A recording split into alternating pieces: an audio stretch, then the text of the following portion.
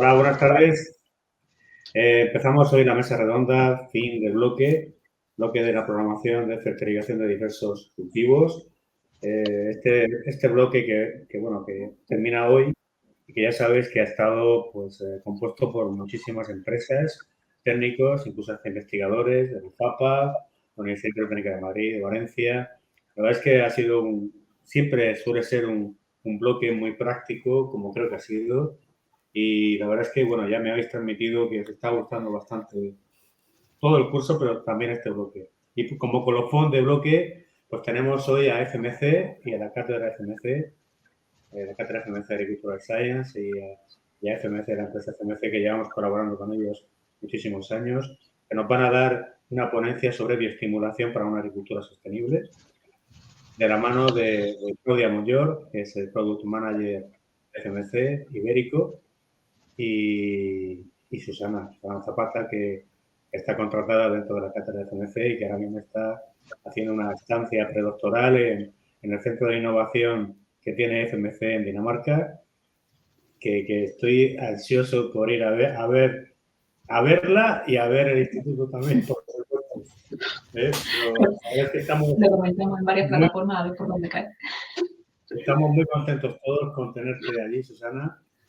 Sabemos que estás disfrutando muchísimo y sobre todo también algo que no conocíamos desde la cátedra FMC, desde la Escuela de Agrónomos de Cartagena, que FMC tiene un centro de innovación tecnológico en Dinamarca, que la verdad es que me están hablando maravillas de ese centro. Claudia, Yo, Alejandro, me apunta el plan contigo de visitar a Susana, a ver si nos dejan. Pues nada, justamente el ejemplo de la jornada de hoy es, yo creo que el reflejo, ¿no?, de los buenos resultados que pueden dar la colaboración público-privada entre la empresa y el potencial investigador, o sea, investigadores propios de la universidad. El ejemplo máximo es la cátedra, la cual llevamos en activo desde 2015, investigando principalmente en cómo afecta la bioestimulación en las condiciones de estrés a nuestros cultivos, ya no solo hablando desde el plano agronómico, evaluando meros resultados de producción y calidad, que es al final lo que se suele hacer en un estudio agronómico, sino llegando a estudios en profundidad, llegando a dar respuesta sobre los efectos que se dan en el suelo, sobre los cambios de comportamiento en la planta frente a diversos niveles de humedad, el cómo combinar esa aplicación, ¿no?, de estrés hídrico controlado gracias al conocimiento profundo que tiene el equipo de la universidad junto a protocolos, ¿no?, previamente ya testados y evaluados de bioestimulación para llegar al máximo rendimiento, ¿no?, o al mayor ratio coste-beneficio entre lo que aplicamos y lo que conseguimos. Siempre buscando, pues, como tú bien has dicho, reducir el impacto a la mínima expresión, bien sea reduciendo la huella hídrica, como es el ejemplo, ¿no?, que vamos a mostrar hoy con con los resultados de los últimos demostrativos, aunque son fruto de muchos ensayos. Pero bueno, llegando a poder optimizar al máximo, ¿no?, todo el modelo, ¿no?, o la gestión de cultivo. Yo simplemente he hecho esta pequeña introducción. Voy a dar paso a Susana para que explique la parte más técnica, ya que ha sido una de las investigadoras más implicadas implicada en su totalidad. De hecho, sigue con ese estudio, ¿no?, en el Centro de Innovación de Dinamarca y que esperemos que continúe, ¿no?, colaborando con nosotros. Esa parte técnica la va a dar Susana. Yo voy a dar unas pequeñas pinceladas de descripción de sobre todo de los productos que hemos utilizado en la presentación y así la haremos lo más breve posible, aunque creo que interesante. Muchas gracias, Claudia. Pues Susana, todo tuyo. Vale, de acuerdo. Okay. Tampoco me extenderé demasiado porque sé que habéis hablado mucho sobre qué tiene que ser una agricultura sostenible, cómo tenemos que enfrentarlo. Básicamente os quiero dar una breve introducción a desafíos que tiene la agricultura ahora mismo. ya sabéis, menos agua disponible en todas las regiones del mundo. En nuestra zona está particularmente afectada. También vienen cada vez más restricciones en el uso de fertilizantes, que es a donde deberíamos ir, de optimizar los recursos disponibles, tanto por ese mundo de mañana como por el de ahora, que los precios tanto de fertilizantes y energía se están incrementando. Entonces, ¿dónde vamos? A utilizar esos mínimos recursos posibles, pero necesitamos producir lo mismo, incluso más, porque se está incrementando la población mundial y hay que alimentar. Entonces, por eso nuestra idea ha sido, de frente a estos escenarios, proponer el uso de los bioestimulantes, que aquí os he puesto una definición de ellos. Y como podéis ver, uno de sus claims, uno de sus efectos, es optimizar la eficiencia en el uso de nutrientes o la tolerancia al estrés abiótico, que venga por déficit hídrico, que es principalmente donde lo estamos enfocando. Entonces, con esta premisa, estas dos pinceladas, empezamos a hacer ensayos. Y hemos hecho multitud, aquí he puesto algunos de ellos, los que más mejores resultados hemos tenido, más importantes realmente, tanto en parcelas experimentales, principalmente yo he trabajado en hortícolas, pero trabajos previos en la cátedra también estudiaron cítricos, y hemos hecho algunas experiencias en uva de mesa también, esto todo en parcelas experimentales y ensayos demostrativos que junto con FMC se han hecho en las propias parcelas de los productores, y ahora estamos empezando a trabajar incluso en aguacate. Así que ahora mismo tenemos una gran cantidad de cultivos donde siempre hemos utilizado estas dos premisas que os he dicho.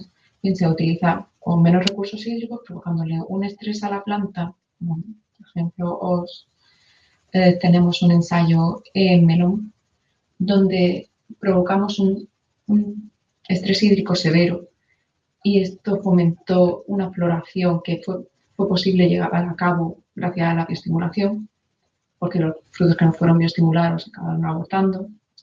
Lechuga, por ejemplo, utilizamos déficit, pero a nivel nutricional, utilizando hasta el 50% menos de fertilizantes, y la producción no se vio tan afectada en las plantas bioestimuladas. En cebada, por ejemplo, utilizamos agua salina sin observar efectos dañinos en el suelo. Pero los ensayos que os voy a mostrar hoy van a ser las últimas experiencias que hemos obtenido en el cultivo de pimiento, en unos ensayos que se han hecho dentro del proyecto de FMC de huella hídrica. Se buscaba optimizar la huella hídrica de los cultivos en 2 ensayos comerciales de pimiento, y que el mes pasado se publicó en una revista Q1, así que empiezo con el primer objetivo que teníamos era, frente a los escenarios de escasez hídrica, de falta de estos recursos, incrementar la productividad del agua de riego. Entonces, ya os acordaréis de los primeros temas donde Alejandro ha estado hablando del riego deficitario controlado, donde aplica estos periodos de déficit en momentos no críticos para el cultivo. Pero principalmente se habla de cultivos leñosos. Nosotros queremos utilizarlo en hortícola, donde hemos encontrado bastantes problemas. Si empezamos a mirar la bibliografía de riego deficitario controlado en pimiento, vemos que es una planta que se ha descrito como bastante susceptible al estrés hídrico, donde distintos autores han publicado que básicamente es sensible en todo el ciclo.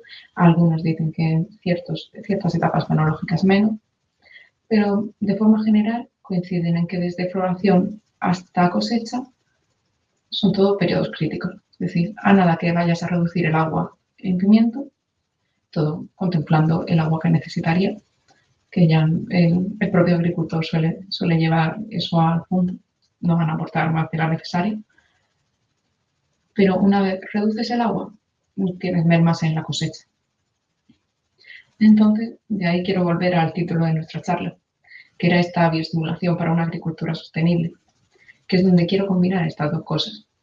Quiero ver, vamos a reducir el riego, vamos a crear estos programas de riego deficitario, aunque puedan influir en la producción, pero además vamos a aplicar los bioestimulantes.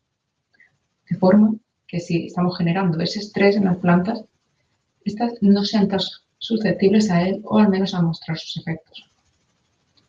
Entonces, en ello, aparte del rendimiento en sí, queremos analizar la calidad de la cosecha y la calidad del suelo, porque al final es ese recurso inventariable, por así decirlo, que va a estar ahí continuamente. Entonces, estos dos ensayos, como os he dicho, se han realizado en 2 explotaciones comerciales de las cooperativas Única y Vicasol. Me voy a referir a ellos como ensayo 1 y ensayo 2.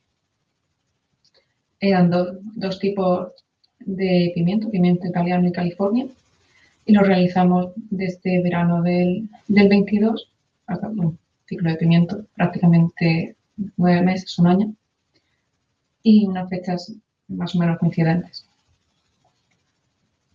El programa de bioestimulación que aplicamos, puede que Claudia os quiera introducir esto mejor, pero básicamente utilizamos dos tipos de bioestimulantes.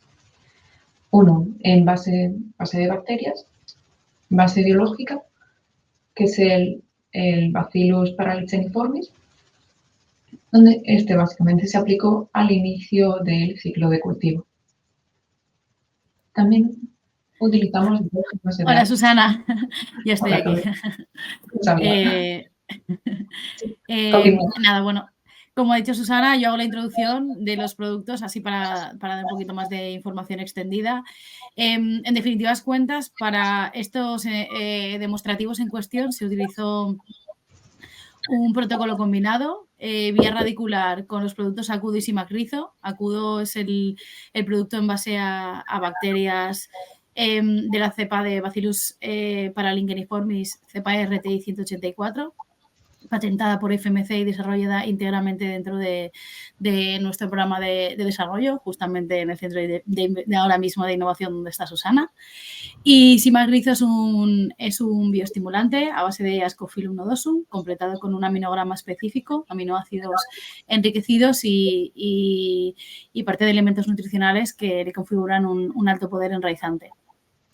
Siempre en el caso de pimiento lo combinamos con un protocolo foliar justamente enfocado en las partes ya finales del ciclo, cuando la planta ya tiene altos niveles de carga y está sometida a estrés principalmente térmico, para darle un empuje más y ayudar a que mantenga la producción sin manifestar, ¿no?, los efectos negativos de ese estrés. Como ha dicho Susana, este es un ejemplo, pero lo que nosotros proponemos desde FMC siempre es desarrollar protocolos personalizados o específicos principalmente para cada cultivo y para las diversas condiciones del mismo, adaptándonos a los sistemas de riego, adaptándonos a las condiciones atmosféricas del lugar donde se establezca el cultivo y, sobre todo, estableciendo un adecuado ratio coste-beneficio, como he dicho al principio. Optimizando al máximo lo que se aplica en campo para que se pueda sacar el máximo rendimiento. ¿Esto qué quiere decir? Que los protocolos que se aplican dentro de todos los demostrativos se compensan económicamente con los resultados finales. Bien, o por el ahorro de agua que se consiga en el caso de que haya reducción de dotación de agua total, o bien por esos incrementos de producción que se consigan, o bien por las dos, ¿vale? Porque dependiendo del nivel, ¿no?, de estrés o de especificidad del cultivo, podemos llegar a mejorar las diversas variables agronómicas. Y nada, dentro de este protocolo, aquí se ve claramente durante el ciclo esa combinación que se aplicó de manera similar en ambas parcelas de pimiento. Y ya, Susana, ya te doy paso. De hecho, voy a hacer un pequeño paréntesis y lanzo un dardo para luego, ya que tenemos aquí a tantos expertos en la parte práctica de ensayos de campo. Aquí me han preguntado mucho en el centro de investigación sobre estos planes de bioestimulación combinada. Para mí ha sido lo que siempre he visto en los ensayos de campo, pero luego, como la mesa redonda girará entre ellos, quiero que comenten un poco qué partes de bioestimulación utilizan, porque muchas veces en la parte de investigación pura y dura nos centramos en ver el efecto de uno. Y muchas veces eso no funciona si no estamos poniéndonos en la realidad, porque esto es un plan comercial, no que está realmente en el plan productivo. Un compuesto solo, yo muy pocas veces he visto que lo utilicen, pero quiero tener la opinión de todos ellos también. Efectivamente, Susana. De hecho, por eso en la fase demostrativa en la que estamos, que ya no estamos en la fase de testeo, porque es normal que cuando tú testas o evalúas previamente un bioestimulante para caracterizarlo y para saber, sobre todo, qué efectos puede producir en planta, en suelo o en otros aspectos, es normal que lo caracterices o lo analices individualmente. Pero cuando lo que nos vamos es a conseguir un objetivo claro, que es optimizar la huella hídrica, necesitamos ir a la combinación óptima para conseguir el mínimo gasto posible o la mínima inversión posible en bioestimulación para conseguir el máximo efecto en cuanto a la supresión o a la reducción del impacto producido por el estrés hídrico. Por eso mismo proponemos a nivel comercial, como bien has dicho, un protocolo combinado y también adaptándonos a las prácticas comunes. También es verdad que en el caso de pimiento y de invernadero lo admite, pero también nos encontramos con otros cultivos más extensivos o con menor ratio de amplitud, ¿no? O posibilidad de gasto por hectárea en cuanto a bioestimulación, y vamos simplemente a protocolos radiculares adaptándonos, ¿no? En la medida de lo posible a las prácticas usuales que se tienen en campo. Pero sí, has abierto un melón que luego podríamos discutir cuando lleguemos a la mesa redonda. Perfecto. Pues continuando entonces con la presentación, aparte de poner este programa de bioestimulación en ambos ensayos, hemos realizado reducciones de riego, que estas fueron diferentes en los dos ensayos. En el primero utilizamos esta reducción de riego desde el establecimiento hasta cosecha, y en el segundo en la etapa final del cultivo, la maduración hasta cosecha. En el primero, de esta cosecha hasta la primera cosecha. Una vez, el mismo día que empezamos las cosechas, se recuperó el riego y se mantuvo el nivel del agricultor. ¿Cómo controlamos esta reducción del agua de riego? Monitorizando el estado hídrico del suelo a través de sensores de potencial matricial y contenido volumétrico de agua. De esta forma, es decir, que nosotros no influimos en el riego del agricultor, que es el que veis en la parte superior de ambas, aquí con las dos gotitas de agua. Estas son el programa del agricultor, que como veis fue diferente en ambas fases. En un ensayo lo mantuvo cerca de los 10 kilopascales, en otro sí permitía unas reducciones de hasta 30-35 kilopascales. Entonces, nuestro programa de reducción de riego fue reducir el suyo. No buscábamos tampoco un nivel igual en cada uno, porque siempre queríamos adaptarnos un poco. Cada tipo de suelo va a admitir un potencial diferente y tampoco queríamos que el agricultor nos echase si reducíamos mucho. Que hemos visto que no. Cuando una vez no fue en el otro ensayo que tuvimos este año también, conforme Alejandro daba las recomendaciones para reducir el riego, fue optimizando también el riego de su parcela, pero eso lo dejo para una siguiente presentación. Entonces, pero al final es una cosa que siempre hemos ido un poco de la mano entre agricultura e investigación, entonces estaba muy bonito. A lo que me refiero, hemos llegado a diferentes umbrales en cada uno de estos ensayos, por la simple razón de que en cada uno de ellos el farmer no era exactamente igual, sino que era ese protocolo del agricultor. Y pasando a los resultados, lo que hemos conseguido al final ha sido unos ahorros similares de agua en cada uno de ellos, cerca de los 600 metros cúbicos por hectárea, que han supuesto un 11 o 12% del agua total. Aquí en las barras verticales podéis ver el riego semanal de cada uno, en verde de nuestro tratamiento bioestimulado al que se le hacía reducción de riego y en rojo el del agricultor. Y después los puntos,